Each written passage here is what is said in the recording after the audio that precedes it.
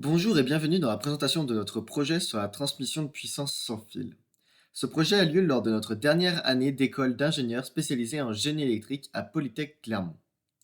Il intervient dans le cadre des travaux sur la charge dynamique de Minqui Liang, la doctorante de notre client, le professeur Khalil El-Kamlichi Drissi.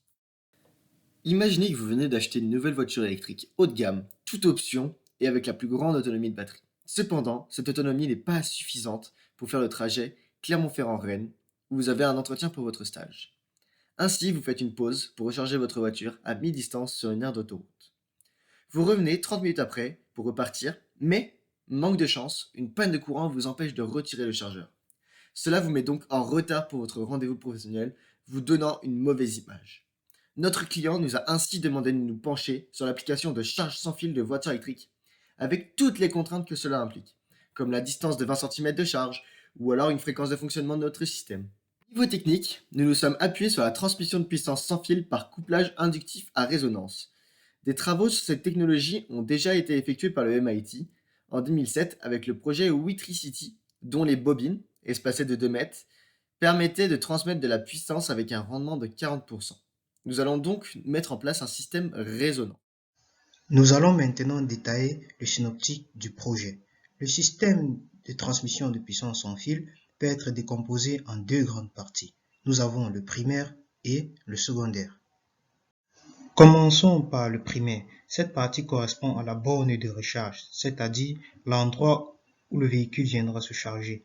Elle se compose d'un convertisseur DC-AC qui va convertir la tension continue d'entrée en tension alternative et ensuite alimenter un circuit résonant LC qui fonctionne à très haute fréquence.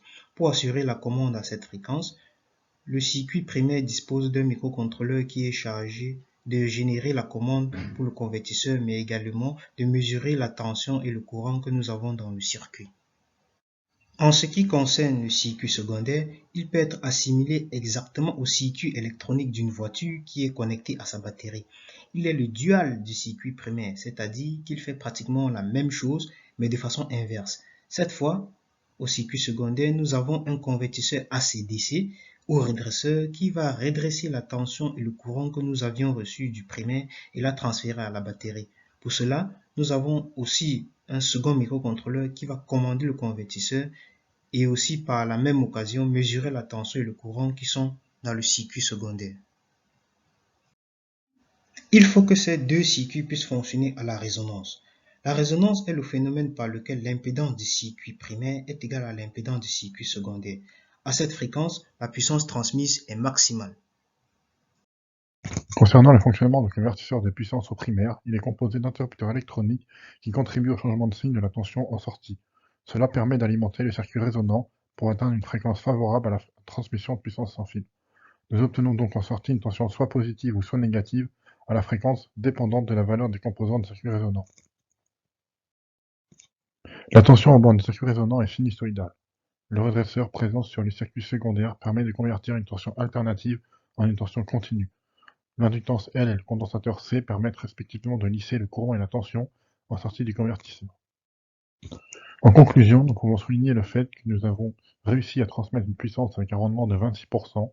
L'avenir du projet consistera à mettre en place une stratégie de commande afin de contrôler la fréquence automatiquement ainsi qu'à améliorer ce rendement de 26%. Merci d'avoir suivi notre vidéo, on espère qu'elle vous aura plu.